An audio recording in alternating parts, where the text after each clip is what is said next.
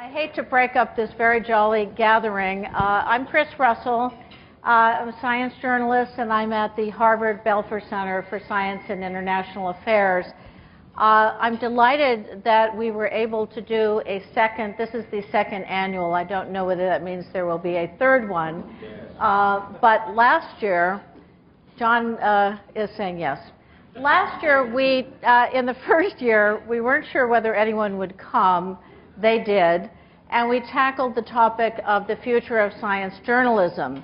And we did such a good job in solving that problem that we've now moved on to an even easier problem, denialism, disinformation in the media age, or the age of media, whichever.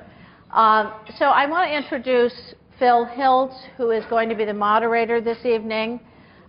Phil, as was earlier pointed out, helped support this event by supporting the food. But more importantly, Phil Hiltz is a distinguished health and science journalist of long standing. I won't say how long, but we were colleagues at the Washington Post together back in the 80s. Phil went through a couple of papers that you might have heard of, the Washington Post, and then he moved on to the New York Times, and he really covered an array of topics from tobacco to HIV/AIDS. He's written 6 books, and he spent the early 2002-2003 in Africa doing a book on public health. And as a freelancer, we are happy to know that he joined the MIT community, became the director of the MIT Knight Science Journalism Fellowship Program in 2008. And I turned over to Phil. Thank you, Chris. So,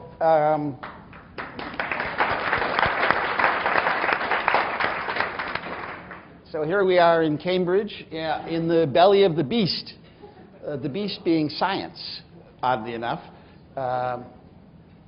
300 years, the Great Enlightenment, we've worked on it for a long time.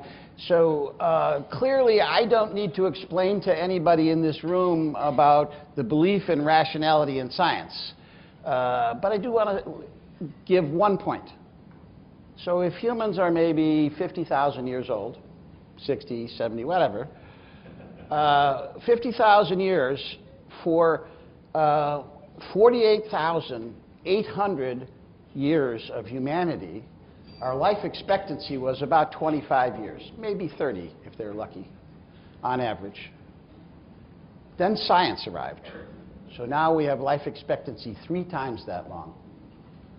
And we are taller by quite a bit. We are 50% more able to do work. In England in 1840, they did a survey of the most robust workers, and they could put in about 4.5 hours of work in a day. So science has changed us. We know science is effective. Crazy. So now we're sitting here and we're listening to voices of people who are challenging seemingly unchallengeable conclusions of science that have worked over many, many years. Thousands of lives devoted to small areas of fact that have been established, and people are saying no. And the voices are not just voices of ignorance, voices in fairly high places, voices that are pushing this. So the question, of course, is what is going on? Tonight, I think we're going to hear a few ideas about what is going on. Of course, one thing is there is a lot of ignorance. And then there is a lot of partisan pushing of the ignorance. And so we hear some stories about the kind of crazy ideas and how they're being pushed and what they are from our journalists. And these are all journalists who have many years of experience, who have spent time talking to the denialists, to the friends of the denialists, who have been writing about issues that are connected with it. But we'll also hear a little more depth beyond just the facts and why this is going on, but from Shankar, in fact, all the way down to the question of human belief and what it takes to get somebody to believe something and why sometimes there will be a fact and a belief that are completely separate but are still held. So with that, I want to introduce our panelists, starting with Michael Spector, who is a reporter for the New York Times and for many years, and now a correspondent for the New Yorker and author of the book called Denialism: How Irrational Thinking Hinders Scientific Progress, Harms the Planet, and Threatens Our Lives. Chris Mooney is a blogger and author, and this year a Knight Science Journalism Fellow at MIT. His blog is The Intersection, and his most recent book is Unscientific America: How Science Illiteracy Threatens Our Future. And that book follows his previous book, the bestseller, The Republican War on Science. Then Shannon Brownlee, longtime science reporter, and for many, many outlets, including The Atlantic and the New York Times Magazine and others. And her recent book is Overtreated: Why Too Much Medicine is Making Us Sicker and Poorer. And then Shankar Vedantam is a science writer for The Washington Post, and this year a Nieman Fellow down the road. And he's the author of the recent The Hidden Brain: How Our Unconscious Minds Elect Presidents, Control Markets, Wage Wars, and Save Our Lives. So each one is going to speak for a few minutes, picking a little bit on the topic, and then Chris is going to start out with some comments and questions, and then we'll throw it out to the floor and have a discussion. So about 5 minutes each, starting with Michael.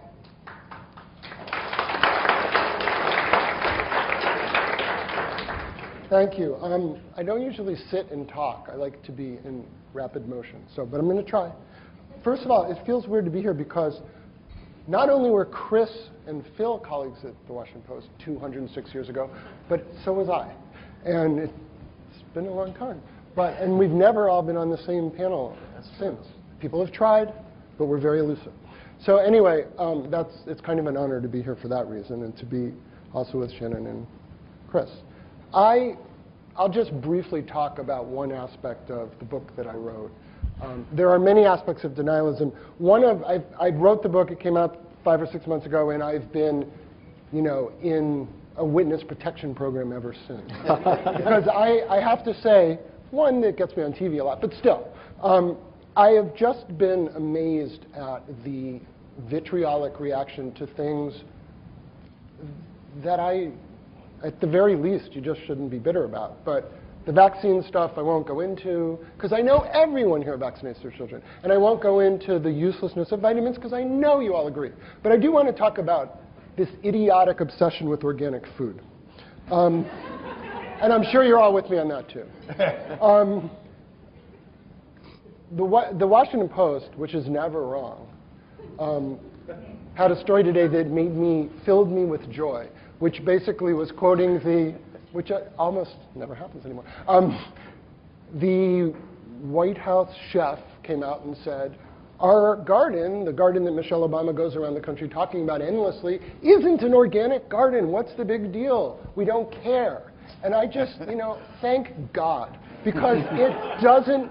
And by the way, most of that stuff is organic in the technical sense of the term, but it doesn't matter. What matters is the food healthy? Is it good? Is it grown properly? Is it filled with pesticides? Is it shot with hormones? That's the stuff people care about. And when people talk about genetically modified food, first of all, there's no such thing as talking about that, because every single thing we've ever eaten is genetically modified. Every grain of rice, every ear of corn, every Christmas tree, everything you've ever seen. It wasn't in the Garden of Eden. None of it was.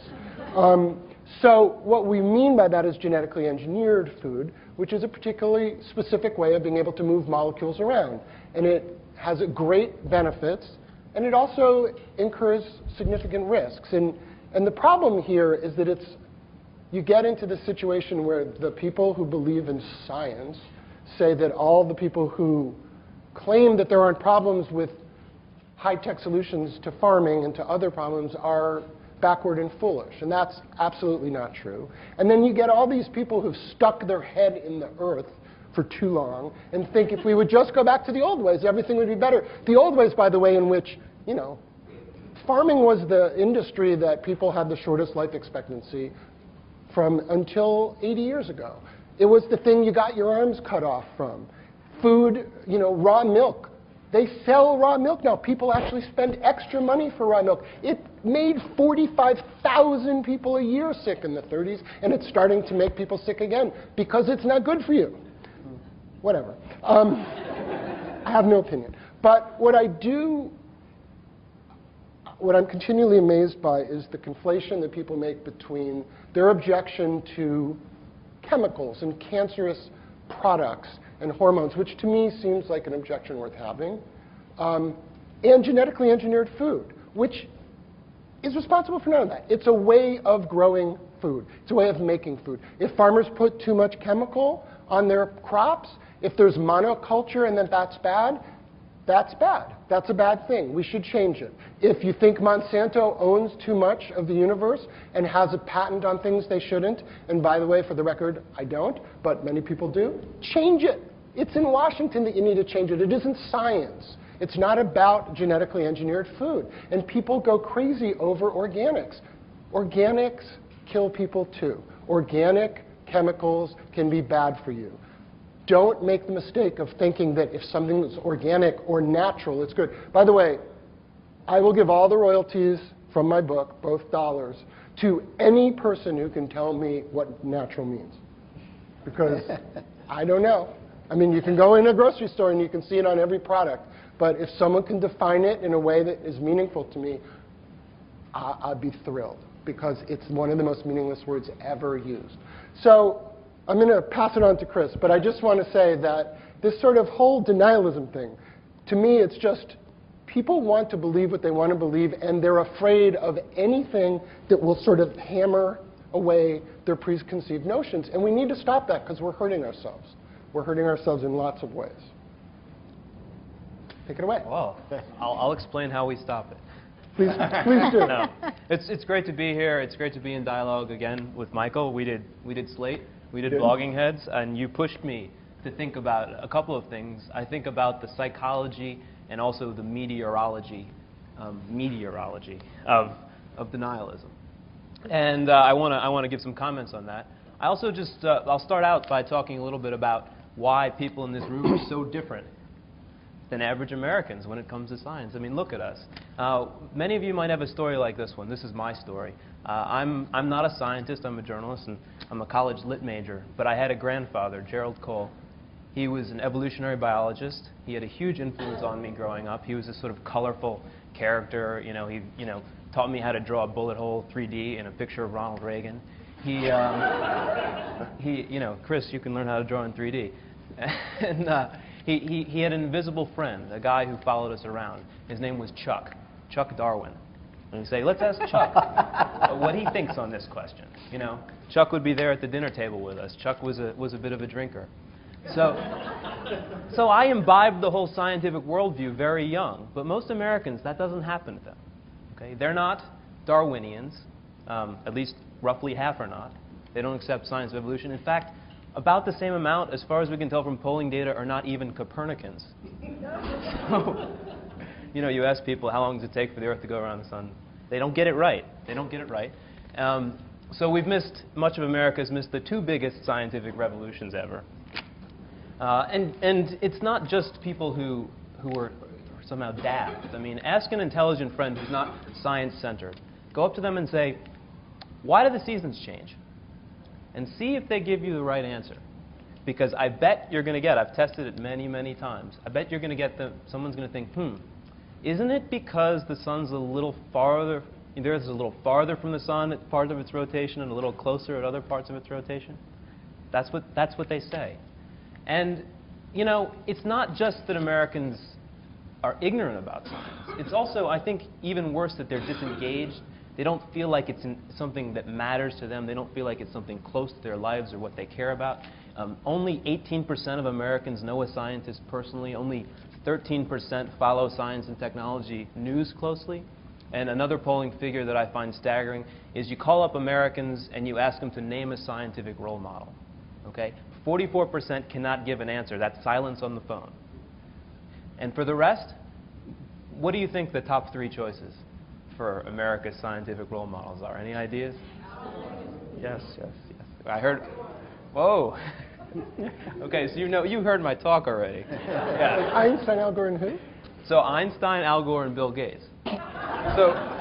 So the America's scientific role models are either not scientists, they're not alive. And that's the situation. And then you throw politics into the mix, and that's when it gets really bad, as we know.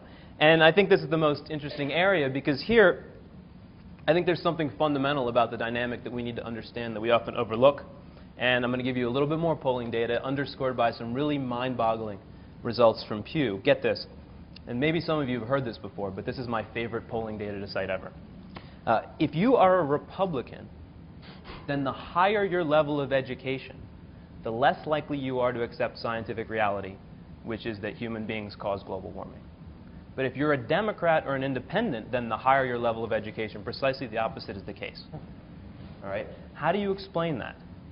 What's going on there? Because we all think that, the longer you've been in school, the more you've learned, you become more scientific in your thinking, you become more rational. No, it doesn't work like that. In fact, the smarter you are, then the better you are at gathering information that agrees with what you already wanted to believe anyway. And the better you are at arguing your point, and the better you are at confirming your biases. And in fact, when arguments come at you, you've already got an armada of counter-arguments, and they just go glancing off.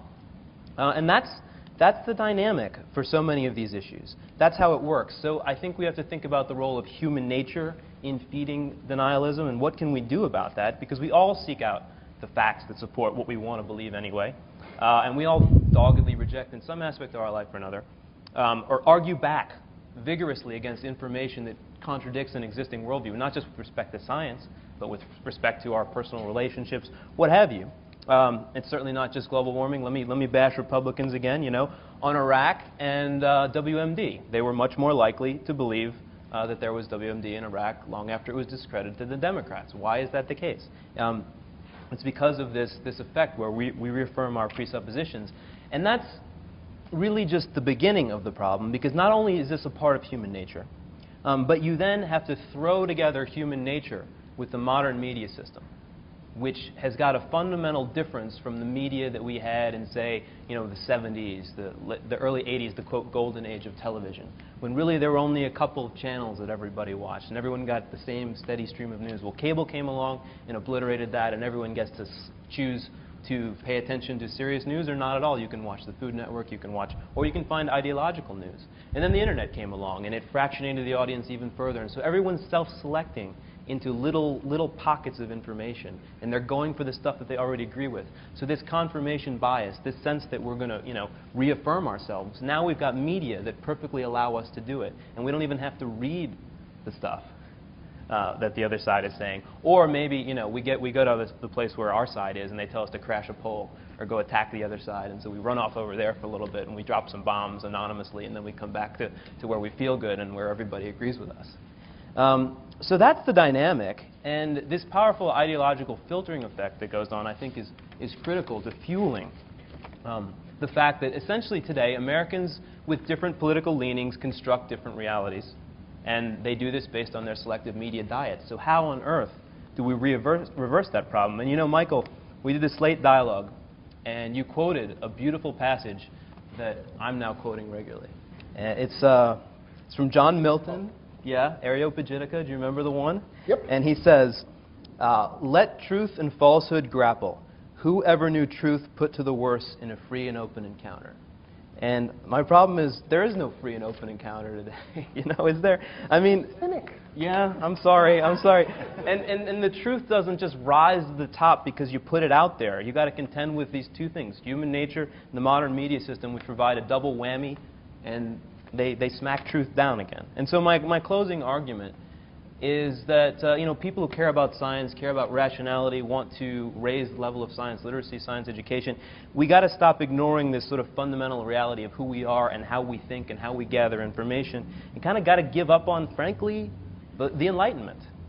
The idea that, I'm not kidding, because central to the Enlightenment, and that's Milton is a little ahead of it, but is this idea that the truth triumphs. Everybody becomes a better critical thinker as society advances, and we become more reasoned, we become more knowledgeable, and then our public policies work better too, right? And it's not like that. We have to work with the media we have to work with the brains that we have, which are evolved brains. Somebody got out of bed on the wrong side.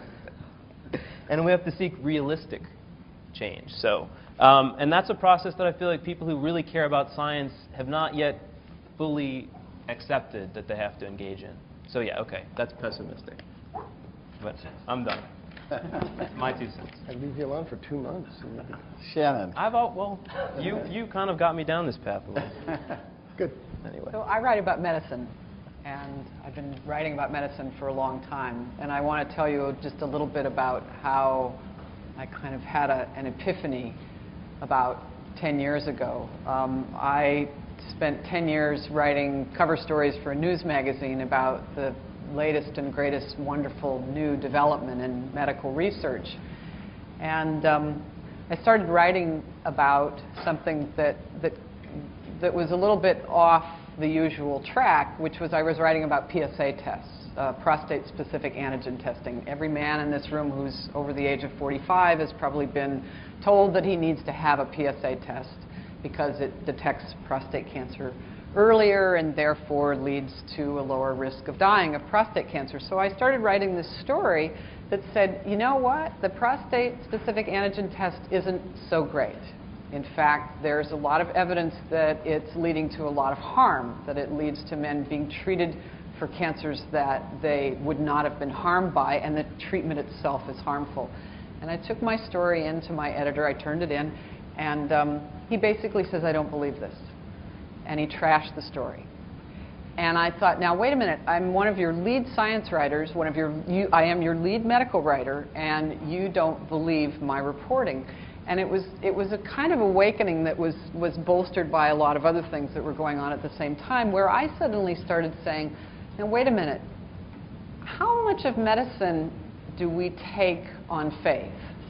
And it turns out we take an enormous amount on faith. It turns out that if medicine were really scientific, there would be a whole lot of things that we wouldn't do. So this eventually led me to write this book called Overtreated. And when I started writing it in 2005 or 2004, I can't remember, 2004, people would say, what's your book about? And I would say, it's about unnecessary care, unnecessary medical care. And they would look at me like my hair was on fire. What are you talking about? The problem is we don't have enough care. We have all these people who are uninsured, and that's true. We do. We still have a lot of uninsured people who don't have adequate access to care.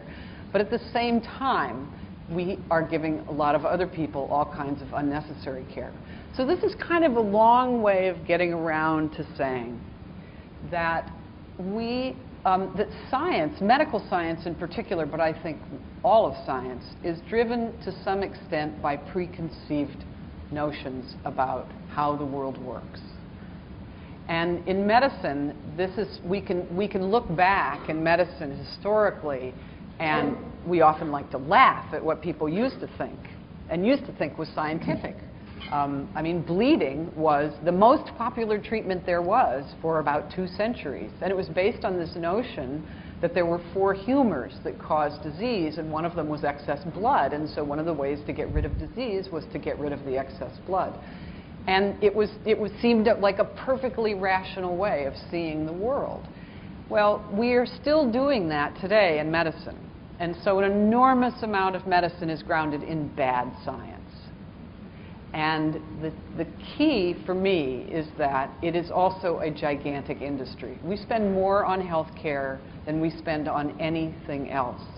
We spend more on health care than we spend on food. We spend more on health care than we spend on defense. We in the United States spend more per capita on health care than the Chinese spend per capita on everything.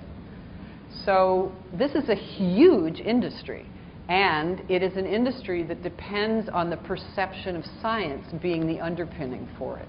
And so increasingly what I've been interested in and have written about is the lack of really good science in medicine, and how we get fooled by poor science, and how physicians are not all that well trained to really tell the difference between good science and bad science.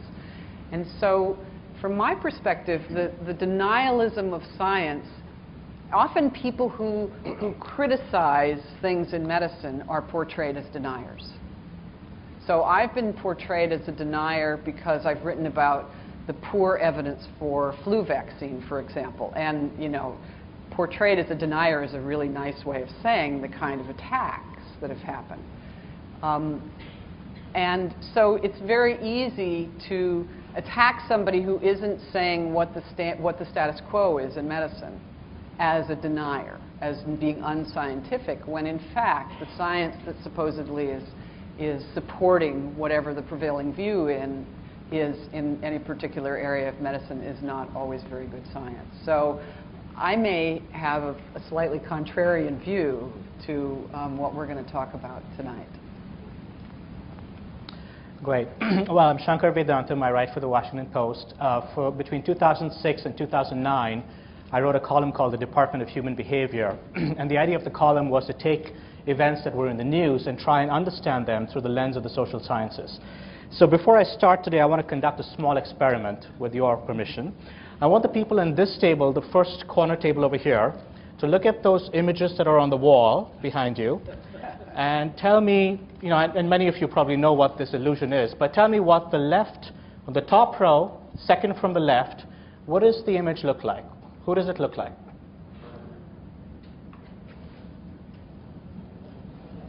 Second from the left.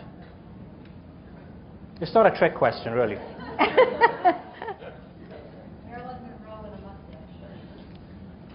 Well, there's something wrong with your eyes.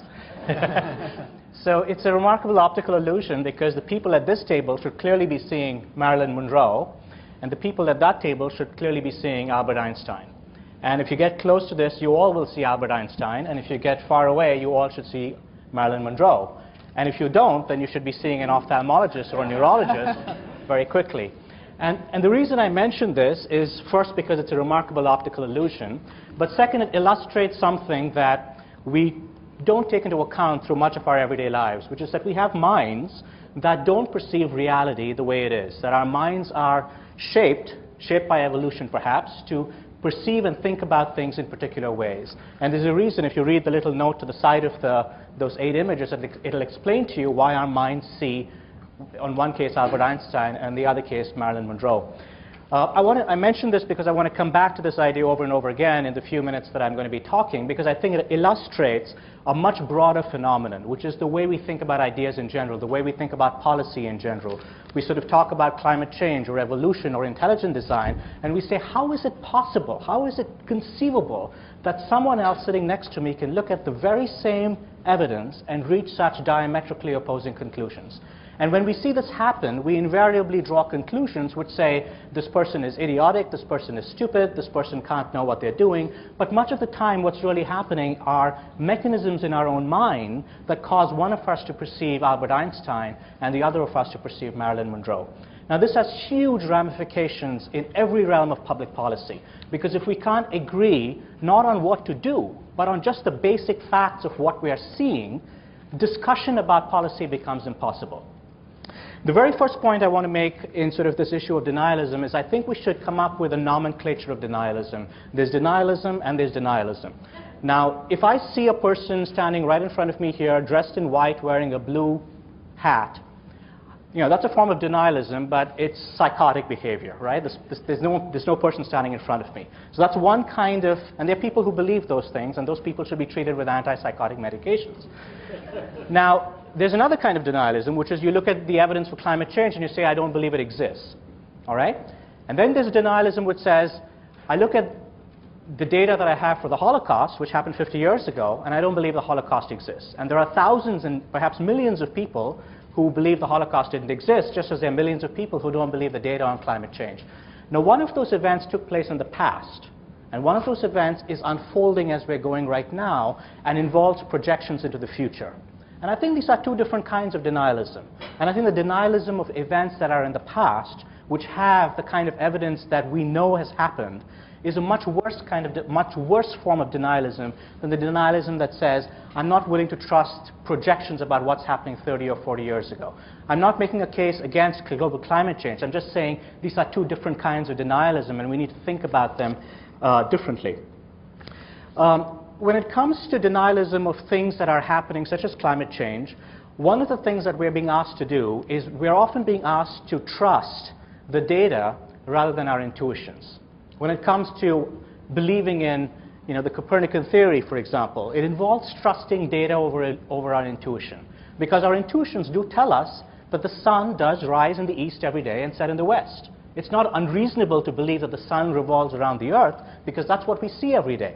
And yet when we all now believe that that's not the case, and it's an example of how we are persuaded by the evidence rather than our eyes, right? We're trusting the evidence rather than our eyes.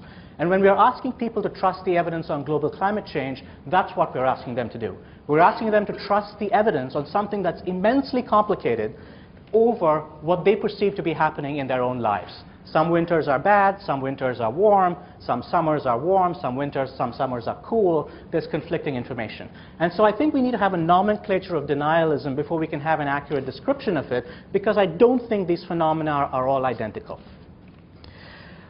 Chris mentioned his criticism of the Enlightenment, and I completely share in his view. I think one of the central underlying problems we have in our discussion is that we're starting with this Enlightenment view that we are rational creatures, that rationality wins, that central to what all of us do every day in our lives is that we are rational. Now, I think there are several small warehouses of evidence that show this is simply not the case. And it's not just the case in Oklahoma and Texas, it's not the case in Cambridge either. And I think we need to give up on this idea of rational man, because so long as we believe in rational man, then we're going to be looking at these people who don't believe the data and we say, what can conceivably be wrong with these people? Maybe they should be given antipsychotic medication. Maybe we should be treating the water in Oklahoma with Risperdal. Just put Risperdal in the water supply en masse. Shannon probably won't think too much of that given her concerns about overtreatment. Now, one of the very interesting things about denialism is its connections with partisanship. Why is it that there is such a strong correlation between partisan belief and belief in climate change, or belief in evolution? And why has this changed over time? So in other words, there are far more people today who disbelieve the reality of climate change than was the case 2 or 3 years ago. And I think almost all of that can be attributed to partisanship. Much more than misinformation on the internet, it's partisanship, which is that Republicans feel, conservatives feel, my team does not believe in climate change. And if I'm a good, loyal member of my team, then I can't believe in climate change either. And I think a lot of Democrats believe in climate change, not because they've read the IPCC reports, but because being on the Democrats' team means that you believe in climate change. So in other words, it's an unscientific view as well. It happens to be right, I think. But it's still an unscientific view because it's not based on carefully weighing the evidence, but just knowing which side you're on. And I think a large amount of what's happening in our lives is based on this idea of knowing which side you're on, and then essentially buying en masse the views of that entire side. One of the interesting strands of research that's been done on partisanship has looked at the effects of hypocrisy. And it finds that Democrats are almost completely oblivious to hypocrisy when it's being practiced by Democratic presidential candidates or Democratic politicians. And Republicans are completely oblivious to hypocrisy when it comes to Republican hypocrisy. And so when it comes to George Bush spending enormous amounts of money on the Iraq war, the fact that conservatives are supposed to be for fiscal conservatism isn't seen, there's no contradiction that's perceived. Because again, your loyalty fundamentally is not to the truth, your loyalty is to your team. I'm a loyal fan of the Philadelphia Eagles, which is a ridiculous thing to do in any case, but I'm a loyal fan of the Philadelphia Eagles, and it makes no sense because it's just a bunch of highly paid guys who are wearing, a set of jerseys. The fact that I'm loyal to them makes no sense, right? But I am fanatically loyal to them. They are my team. And I think this effect of teams is far more pervasive than just in sports. In fact, if we think about how we think about sports across the board in the way we think about politics, we actually will have much better insight into how our country works and why it is some messages get through and some messages do not. Another really big factor is the issue of loyalty, and that's the loyalties we have to one another. The fact that Chris's grandfather was an evolutionary biologist is an important reason why Chris believes in evolution today. All right? The fact is we have personal relationships to people, and our personal relationships to people play decisive roles in the beliefs that we come to hold ourselves. So if you're a parent of somebody who's given their child an MMR vaccine, and 6 days later that child develops symptoms that eventually get diagnosed as autism, the fact that there are several well-controlled scientific experiments that show that there is no link between vaccines and autism asks that parent to make a choice between what they perceive to be their loyalty to their child and their loyalty to the evidence. And when you ask people to make that choice, people invariably go with their loyalties to those whom they love. And this is true of the people in Iran who disbelieve that the Holocaust happened, because they're not disbelieving it because they're idiots or because they're stupid people, but because their loyalties to one another predetermine in very powerful ways what they're willing to believe and what they're not willing to believe. Many years ago, there was a psychologist called Lee Ross at Stanford University who conducted an experiment among Israelis and Arab partisans, and he showed them identical video clips from ABC News about the ongoing conflict in the Middle East. And he asked each of these groups of people to count very carefully the number of negative references they heard to their own side. And he found that the Arabs found incredibly large numbers of anti-Arab references in the news clips, and the Israelis who looked at the very same news clips found incredible number of anti-Israeli references in the very same news clips. And very much like Chris mentioned a moment ago, the people who were the most educated about foreign affairs, the people who knew the most about what was happening in the Middle East, were most likely to overcount what they perceived to be negative references to their own side. And the reason this happened, Lee Ross dubbed this the hostile media effect. That is, we all believe the media is hostile to our groups and our interests, is that when we have strong loyalties to someone, we are incredibly aware when people say negative things about us. So if you stood up here and 100 of you said wonderfully nice things about me, and 10 of you said terribly nasty things about me, when I go home at night, I'm not going to remember the 100 nice things that were said about me. I'm going to remember the 10 negative things that were said about me. So our minds are disproportionately vigilant to negative information when it comes to ourselves or those whom we love. And so when it comes to how Republicans are perceiving how they think about climate change, what's happening is that they're perceiving this as an attack on them. They're not perceiving this as being a discussion about the evidence. They're perceiving it as an attack on them. And to some extent, controversial idea maybe, Michael and Chris may be part of the problem because they're spending their time attacking Republicans. And so in their reaction to what's happening... Excuse me, I attack Democrats way more than Republicans. All right, fair enough. Okay. I don't. Those are the people who love organic food. Fair enough. Take their vitamins. I speak to my team. Republicans don't eat antioxidant formulas. I'll mention one other idea and then I'll stop, which is the whole idea of misinformation. One of the common beliefs we have is that good information drives bad information out of circulation. It turns out this is not true. Good information does not drive bad information out of circulation. And not only does it not do this, strangely, paradoxically, and horrifyingly, good information sometimes can amplify the effects of bad information.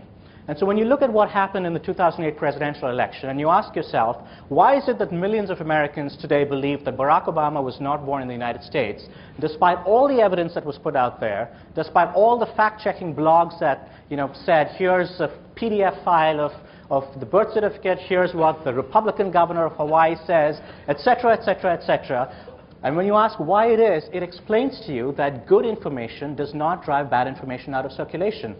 There have been very interesting experiments conducted among both Republicans and Democrats showing that when you provide, for example, there was a big controversy when Newsweek a few years ago ran a cover story, or I don't know if it was a cover story, but they ran a story about prisoner abuse in Guantanamo that turned out to be false. Right? So that US Marines had flushed a Koran down a toilet. It created a huge amount of controversy. Newsweek eventually retracted the claim. When Democrats read the information about the mistreatment of prisoners, their views about what was happening in Guantanamo Bay became significantly worse than it was before. When the information was corrected by Newsweek itself, so the source of the information is telling you the information I gave you last week was wrong, the Democrats, many of the Democrats accepted their information was wrong, that the earlier information was wrong, but their attitudes about what was happening in Guantanamo Bay remained extremely negative. In other words, even when good information can correct bad information, it may not correct the bad attitudes that are produced by bad information. And finally, when Republicans were told about, there's a common theory among many conservatives that tax cuts increase revenues. I've never quite understood it, but a large number of conservatives believe that if you cut taxes, revenues go up. Now, about 32% of conservatives believe this, and when psychologists ran an experiment where they provided Republicans with this information about tax cuts increasing revenue, and then provided a refutation to that information by Bush administration economists, all right, very persuasive evidence, twice as many Republicans now believed that tax cuts increase revenue after hearing the refutation. And so when we're thinking about how we are confronting bad information, we're confronting denialism, many of the conventional techniques we employ are not only useless, I would argue they're actually counterproductive. Okay.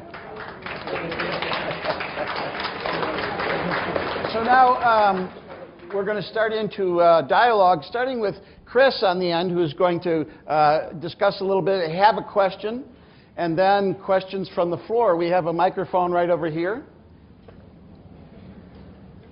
And so, Chris. Well, we had a lot of ideas, a kind of potpourri of ideas, and I would start by saying I'm in violent agreement with everybody on the panel. But I think I started out more in science writing 25 years ago in the belief in kind of if we just explain things more carefully and better, that people will believe it and change their behavior.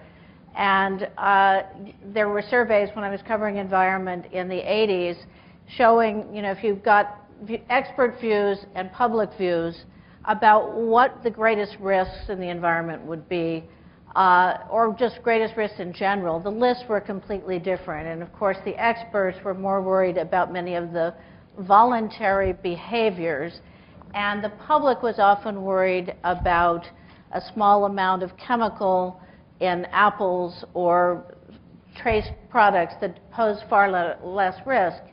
And looking into that in that data, risk assessment, the science, risk management, what politicians and experts do about it, and risk perception, in the end I was fairly convinced that risk, I'm going to vote with, not just because he's right to my right, but that risk perception is really, really important to take into account. I think also another point, talking to scientists, and I've been very concerned about the growing anti-science attitude, been writing about climate change, and I've been surprised. I thought once the IPCC reports came out, we could say there was a scientific consensus and we would move on to what I thought would be more contentious about what to do about it. And it turns out, actually, as John Holdren, now the science advisor, when he was at the Belver Center, said, if you don't believe in something or believe it's happening, you don't have to do anything about it. So I think one of the things that sort of the elephant in the room, and I'm not talking about the Republican elephant in the room, what's changed? What's different? Why did climate change attitude shift so dramatically? And I think that I'd like to kind of have the panel think a little bit, and I'm surprised actually Chris didn't bring it up. He is a blogger, but the blogosphere, I think many of us have been surprised at the speed over the last 2 years in which these opinion blogosphere sources have gathered so much strength and so much more force at the same time that the mainstream media was losing force.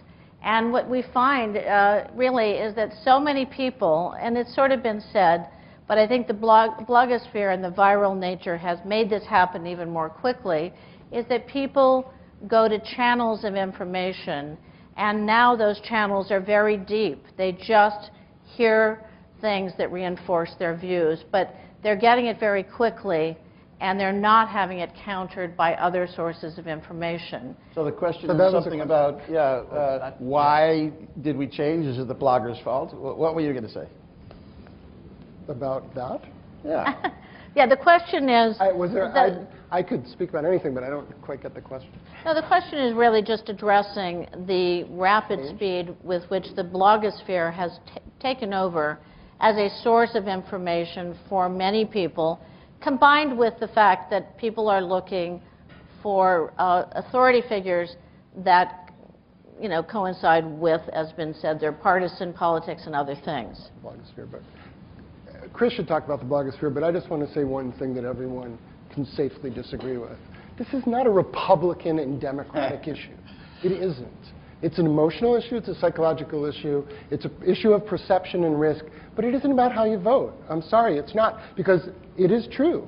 The idiots on organic food are just as idiotic And the ones who don't vaccinate, the better educated you are, the less likely you are to vaccinate your children. So this is not an issue where we can just sort of assign political spectrums. We can't. It's crazy. But Michael, just one thing on that before you say that. I think it depends on the issue. There's no question, what Chris said, that on climate change, the #1 predictive factor is your partisan politics and the party. All I'm saying is you can't just say Republican, Democrat. Republicans think a certain way, Democrats think a certain way. They all think idiotic ways about different issues. Right. So you want to defend bloggers now? No. No, It's he's so not funny a that you bring defender. this up because we're having this event at the Kennedy School on Friday, which is really about this, about how blogs are taking over. There's no norms for what's, how one should behave. That's why I'm feeding this right to you, Chris. I mean, I meant, maybe I blew through it too fast, but I think that the changing, media sphere is in combination with the nature of the human mind, which was described much better by my fellow panelists than me. The two are working together to reaffirm people's presuppositions. The nature of the information exchange is so different. It moves really fast. Information shorn of context is flitted around rapidly. And so you have something like ClimateGate, where people get a quote, a small quote from an email out of context, and suddenly they're really riled up and they go on the warpath. And I think that a key chapter in that whole story is the rise of several conservative blogs on climate change. Mark Morano's blog, What's Up With That, which is the leading anti-global warming blog, and Stephen McIntyre's Climate Audit, all of which are incredibly widely read, incredibly powerful, and they nitpick the science of global warming.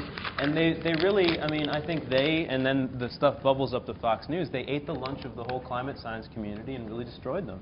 And it's a very powerful lesson in not only how people don't make up their minds based upon the evidence, but in how, if you want to defend science and reason, then you better get really attuned to what's happening out there.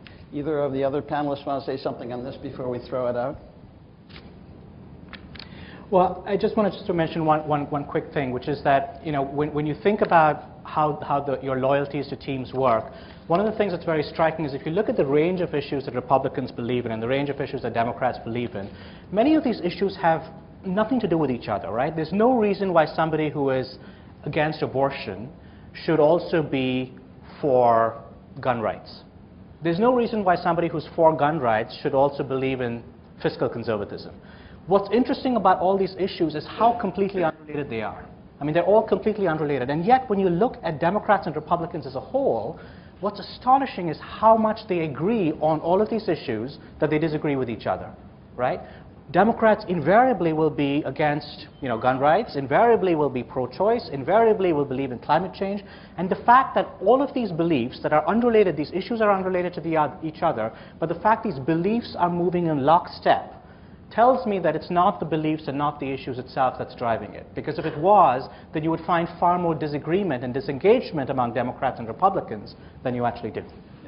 Before we turn it over, and I know some people have to leave, could we have the panel address a little bit on the solution side? Again, we did hand-wringing on future of science journalism. We've done that. How do we get beyond the hand-wringing on this to get people better informed more about the process of science? Because you're citing facts that they don't know. That's not what I'm concerned about. I think people don't know. Well, one thing that we're overlooking is the institution called schools. Because people are not taught science. They're not taught literacy. They're not taught statistics. My kid is a teenager. She's taking physics. She's not going to be a physicist. I want her to take statistics. I want her to know that every number has a numerator and a denominator. So if there's a risk, there's also a benefit. The risk is is it 1 out of 1? Is it 1 out of 1 billion? Because it matters, but nobody ever talks about that stuff. And so an education might be a place to start. Schools? I think that You too on I'll schools? take it. I totally agree that one of the central problems is that there's something in medicine called evidence-based medicine, but in fact it's eminence-based medicine. So we tend to believe experts because we don't, and this is understandable because actually taking the time to actually look at data is really hard, but even simple statistics are beyond the average American. And so I would argue exactly the same thing. By the time you get out of high school, you should have had statistics, basic statistics class, so you can know what a big denominator and a small numerator really means, or the reverse. I would just say I think we should try and find ways to make these issues not partisan. Because in the end, it doesn't really matter whether you're Republican or Democrat if global climate change is real. It's going to affect you, it's going to affect your kids, it's going to affect your grandkids. And the more we think about this through a partisan lens, I think the more problematic it becomes. Because I think, you know, I don't mean to pick on you, Chris, but we're friends, and so I feel like I can. You know, I think Republicans feel that if they believe in climate change, they're going to let Chris Mooney win. And they don't want Chris Mooney to win because he's not on their team. And the point is, it's not about Chris Mooney, right? It's not about them. It's not about whose team you are and whether you like the person or whether you like the don't like the person. If this is going to affect your life, then this is something that you need to take seriously. The warring tribes have to talk. I got it. Or something like Otherwise, Chris I think Mooney we're missing wins. something. The reason this discussion is going in the way that it is which is good, I think, is that the community of people who care about science and reason on this up here, I mean, we're also drawing upon another, you know, core body of reasoned information, which is social science research, public opinion research, political science research about how people think and make decisions.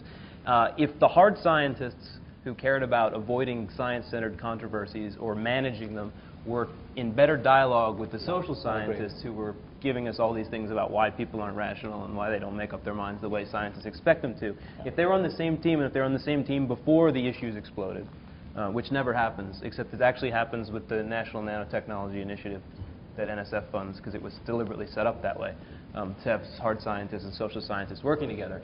If that were done more frequently, then I think that we would probably be able to avoid some problems. Let's start taking questions from the audience. Anybody? You've been talking a lot about Democrats and Republicans, and I'm just wondering if we can broaden this, because climate change actually occurs in more than just America, the debate. It is about a global phenomenon. So I'm wondering if, two parts to the question. If we look at England, for example, and the Liberals and Tories and the Conservatives, who are debating much these days, are we finding the same kind of partisan breakdown where we look internationally, the Christian Democrats in Italy, I mean, as opposed to the socialists? And what about countries where there isn't so much partisanship? What about Russia, where it's less of a partisanship issue and more of an authoritarian, or, you know, to any country that's like that? And then I guess the corollary to that would be to look back, say, to the 1940s or 50s when science certainly existed, but was it always a partisan issue like this, or was there a time in which that change happened where it became much more about partisanship and much less about science? So it's sort of two parts, but I think they're related. I've read stories about different attitudes on these issues in different countries, in particular in China, where there isn't that resistance to the idea that climate change is serious. So I think it is different in different countries. Well, and I think in the U.S., the climate change is, the attitudes is similar in England and Canada and less so in the rest of Europe.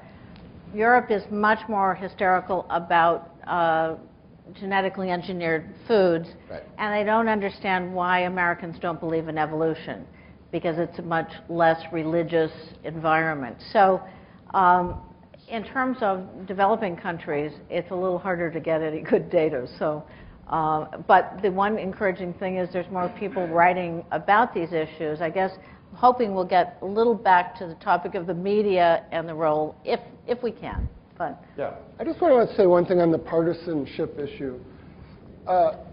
When Eisenhower was president, his science advisor, I forget his name, but his number, he was it Vannevar Bush or? But whoever it was when he left office, he was the science advisor, and the number two was whoever he was. They just switched jobs when Kennedy took over, and the number two became the science advisor. That could never happen now. They'd be arrested. I mean, you know, there wasn't this kind of partisanship. I'm not saying there wasn't partisanship, but it was never, at least science used to be a thing that you know, especially with physics, it had a factual basis, it had research, it could be right or wrong, it needed to be proven and repeated, but it wasn't Republican.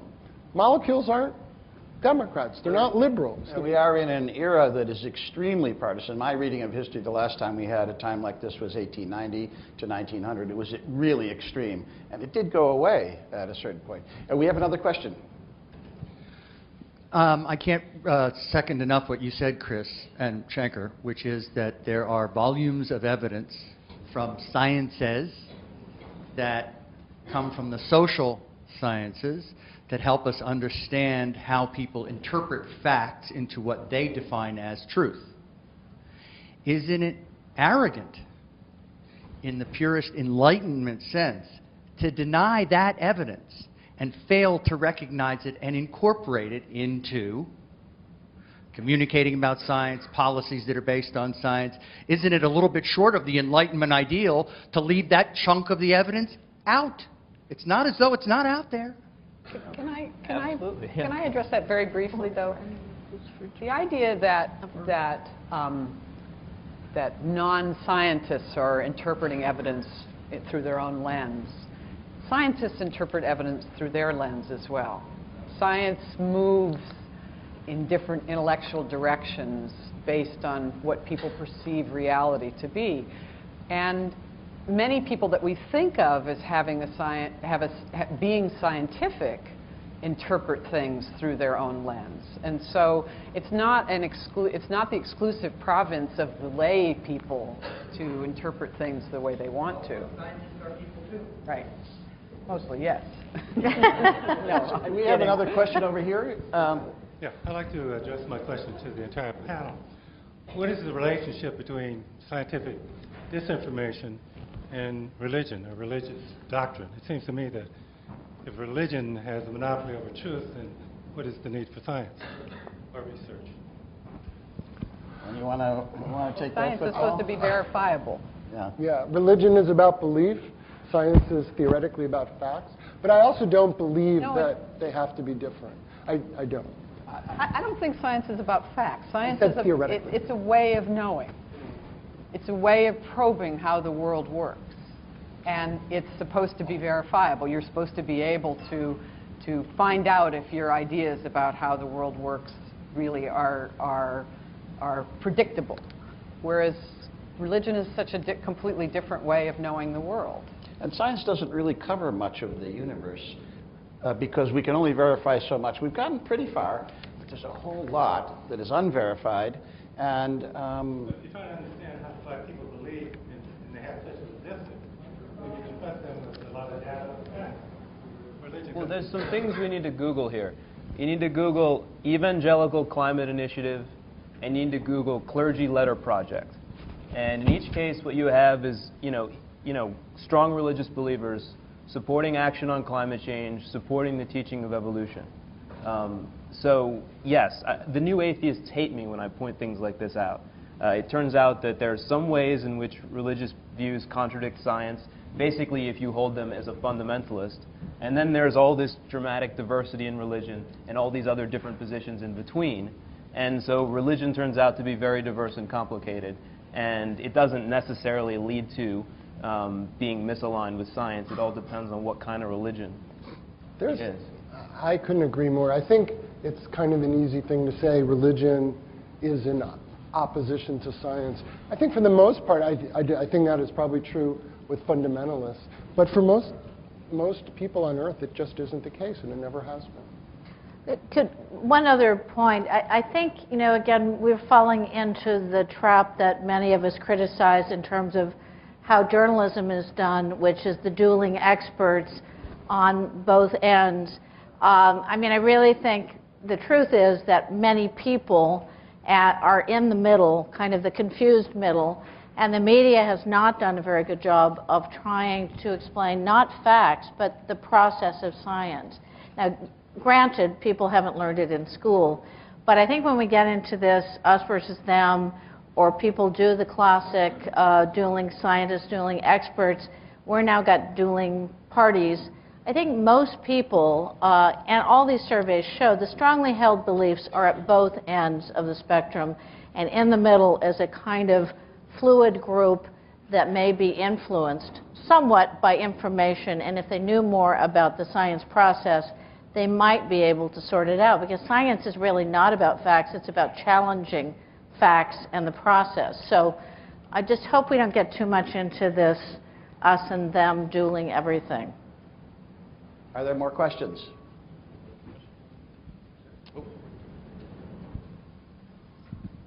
Hi, so I just wanted to comment on the earlier point about different countries, because I'm from the UK, so I just wanted to comment on the fact that climate change isn't a political issue so much in the UK. What it's come down to, the big problem, is the uncertainty, and the fact that scientists really struggle to get across the uncertainty of forecasts and predictions, and that's been the really big problem in the climate debate in the UK. But the one thing I wanted to comment on is, from my experience in the UK, it doesn't necessarily need to be about education at school. There's actually a real public appetite for understanding how scientists reason something through. And we've actually done a lot of work, the organisation I work for, to popularise peer review. And actually we find that it's something that really helps people, from things like our doctors, our NHS helplines, to our patient groups.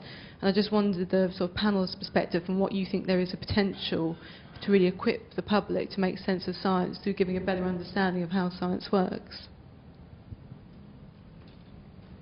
You know, one of the things that I'm this perhaps goes back to an earlier question as well, which is that the interesting question is why some issues become partisan in some countries and not in others. And I think it really is an interesting question. I'm not quite sure I know the answer to that. But given that the issue is partisan in the United States, climate change, and it's not partisan in the UK, and given that we all generally, I think, would agree that we'd be better off if the issue were not partisan, how do we get from here to there? Which is, you know, if there is a partisan debate going on, if there is sort of conflict going on, and you sort of recognize the conflict as inappropriate, walking away from the field doesn't actually do much. Because what happens when you walk away from the field is that the other people don't stop playing. You know, they're still going to be playing, and they're still going to think of this as being a conflict that they've just happened to have won. So I think the real tricky question is, how do you sort of de-escalate a conflict when you are one of the players in that conflict? You know, this is true not just of us, but if you think about what's happening in the Middle East and any number of geopolitical conflict situations, how do you de-escalate the conflict when you are one of the players in that conflict? Because when you escalate it, you're escalating the fight. When you walk away, the other side perceives it as being a victory. How do you sort of find a way to walk away without saying that I've given up the fight? And sort of more of a question than an idea. You send Al Gore to hang out with the climate bloggers that I talked about, and I don't know if he'll go. Question from Ted. I wanted to, thank you. This is going to be a bit sloppy, so bear with me here. When I was growing up, it seemed to me that the argument was always, well, what are we going to do about this? And the this was sort of agreed upon. Now there's an antecedent reference problem. We don't know what the this refers to. I seem to remember growing up in a culture of facts, and the notion that facts were sacrosanct. And it was certainly, it permeated journalism and so many other cultures. What we're talking about tonight is science, but it also has to do with the economy and so many other areas. There's a kind of repudiation of the sanctity of facts today. We don't live in a culture of facts anymore, I think. And you know, I don't know if it's because, to some degree, we live in a vastly more diverse America than the America that I grew up in. That might be a part of it. I don't know. But as a journalist, I certainly subscribe to the temple of facts. But I'm a whole lot less cocky about them now than I was then. And I just would like to know what your thoughts are on that.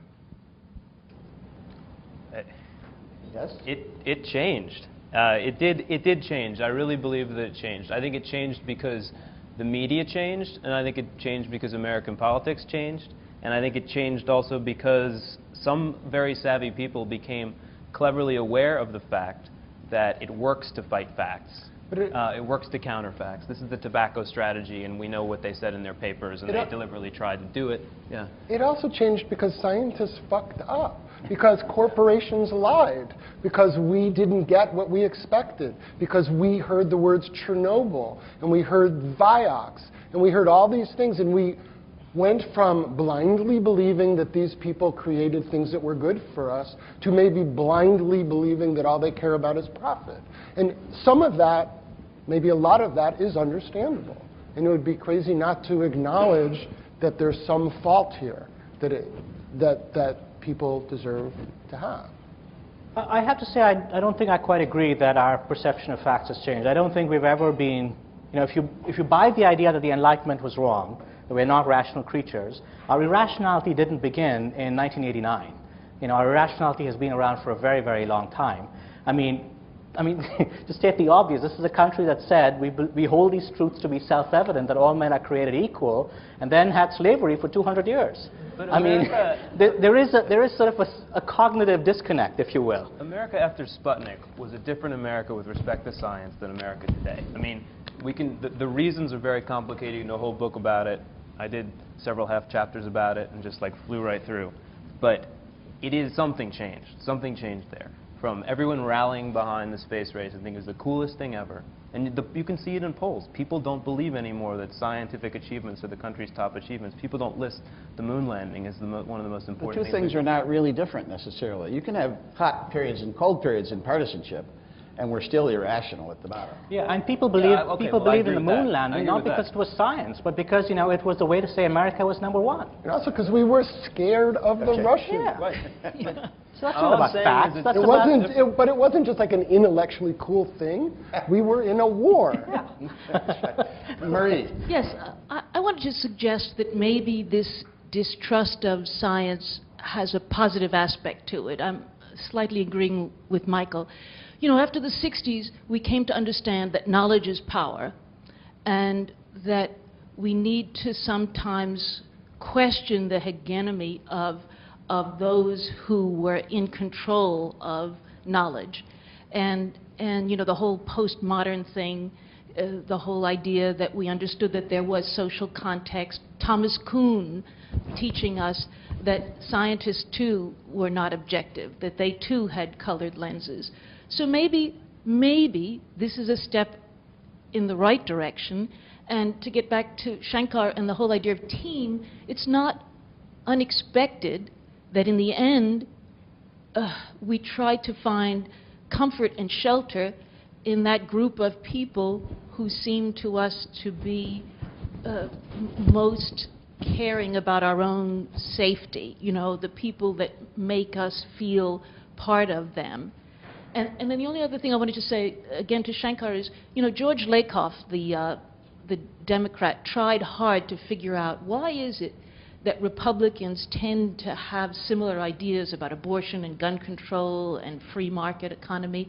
And he came up with the best explanation that I've read so far. And he divided us all into those who feel strongly about the strict parent view of the world, and those of us who are in favor of the nurturant, the mommy party people who the strict parent believes it's a tough world out there. We have to be competitive. Free market is correct. We have to protect our women. And the nurturing parent, the leftist side, feels that we're all equal. We have to support each other. And he did a great job showing how if you divide the world in those two teams, you can really explain a lot of the positions of the right and the positions of the left. Anyway, I just wanted to suggest that it's a good thing that we're questioning the lenses of those people in authority. And, I'm a child of the 60s, and I don't regret it.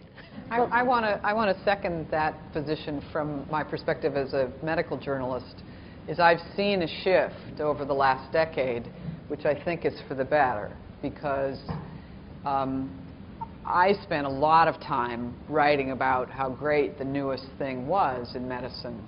And it was, in fact, cheerleading without really understanding what was going on. And I think that greater skepticism on the part of journalists is incredibly important, both in medicine but also in the hard sciences as well. To understand the context in which the science is being done within the larger society and what it really means for that society and who pays for it. It is crucially important in medicine to know who pays for it. One of the paradoxes, though, again, none of this fits into easy boxes. A Gallup, I think it was Gallup or Harris, poll last summer, if you look at who Americans admire most, who do you think #1 is? Not journalists.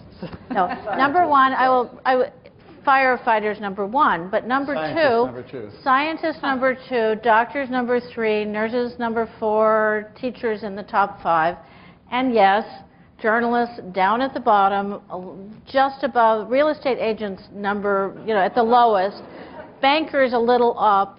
So that may have shifted a little.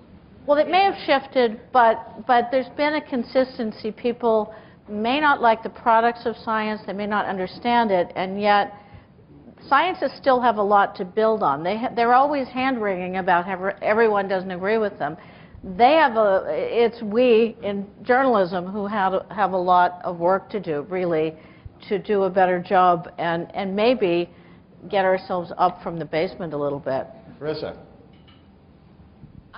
Chris talked about the blogosphere and how we all, and I think all of us in this room are guilty of it, sort of seek out the places where our own opinions are already affirmed.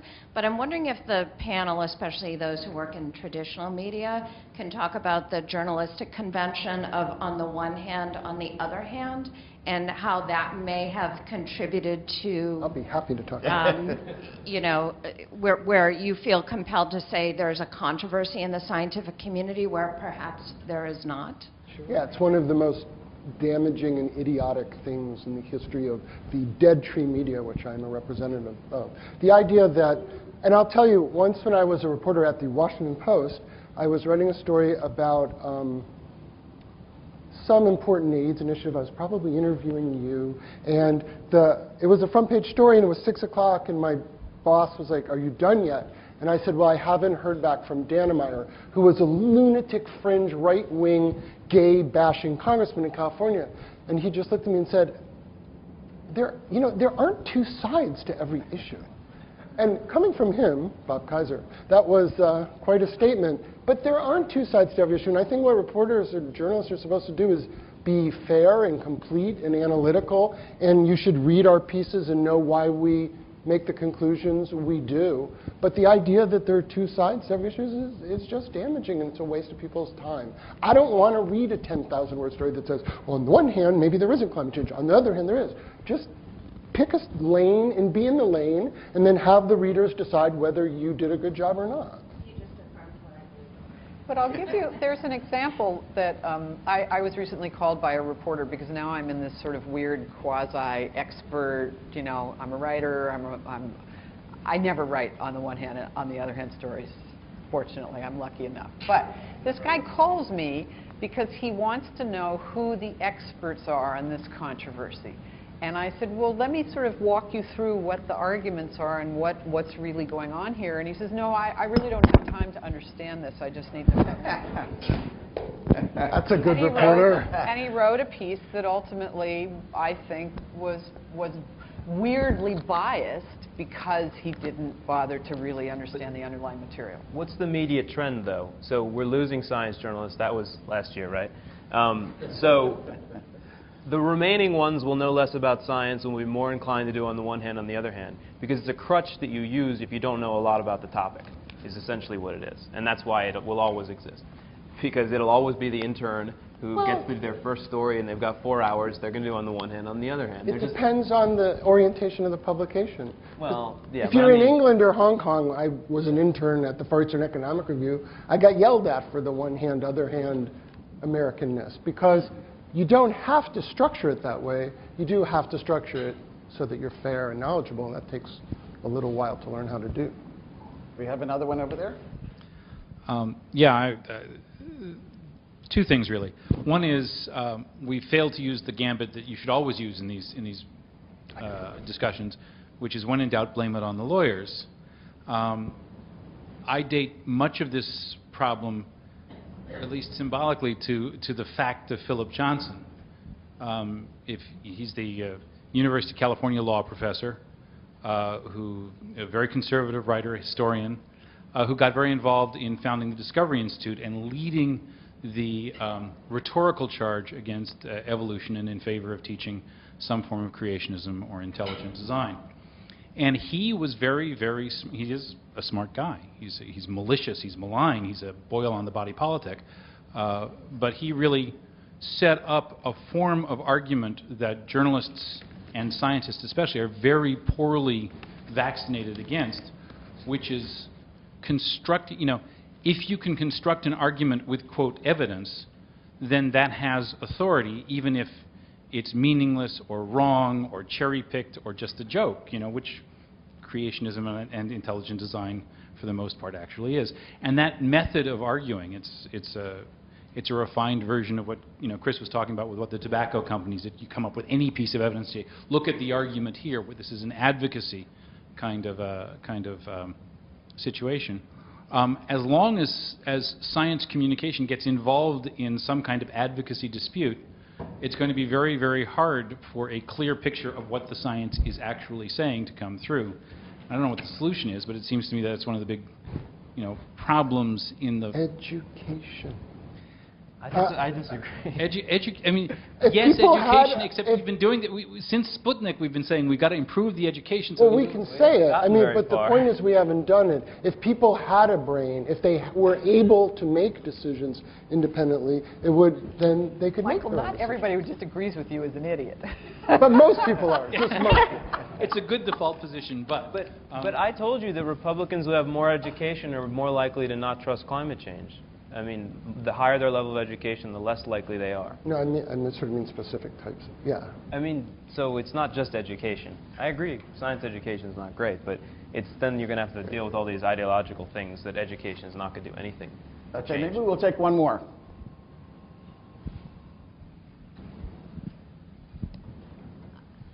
It might be too late in the evening to shift, but I'm interested in knowing what the panelists see as some of the unfolding stories that are coming up over sort of the coming year that either you're working on or that you think we all should be working on. It takes me 2.5 years to even formulate an idea. I can't possibly say what I'm working on. But I think the things that are interesting to me and to some others are synthetic biology, the creation of organisms, the programming of life, which has the ability to do some really exciting and some really horrifying things. And we need to sort of figure out how we're going to deal with that, because it's coming. And we need to either get ahead of it or watch out. I'm fascinated by geoengineering. I think it's coming. It's weird. 2 books just came out about it, and they didn't quite hit a nerve. So most Americans, I think only 3% of Americans when polled know what geoengineering is, and another 20% think it's geothermal energy. So, and then 70% haven't heard of it. It's one of those issues. But I think it's going to explode at some point, and for those who don't know, everybody probably knows what it is, but we're going to fix the climate, by meddling with it further and remaking the stratosphere, because there's no way we're going to fix it by cutting emissions. So we're going to make the planet more reflective of sunlight and just bounce the stuff away. I really think this is likely to happen, and it's only a matter of time, but it hasn't caught on yet. Nobody ever said human beings were humble. I think small right now. I'm interested in how, and I think there's going to be more and more, there are going to be more stories written about it. It's also a piece of healthcare reform, is how you really help patients understand what trade-offs are in medicine. And it's hard to do. Journalists have a role to play, but it's also a healthcare reform issue that's going to be more and more important. I have no idea what's going to happen in the next 2 years, and anything I see, I think, is almost certain to be wrong. I can tell you about a couple of things that I'm interested in working on. I'm interested in sort of the persistence of the effects of inequality in different parts of the country and different parts of the world, and why they continue to have pernicious and pervasive effects. And I'm also interested in the problem of what social scientists call collective action dilemmas, which is sort of what I alluded to a moment earlier, which is when you have 2 sides locked in conflict and both sides know that the conflict is bad for them, how do you de-escalate that? How do you walk away without losing? How do you engage and move from rancor to engagement? Okay, that's it.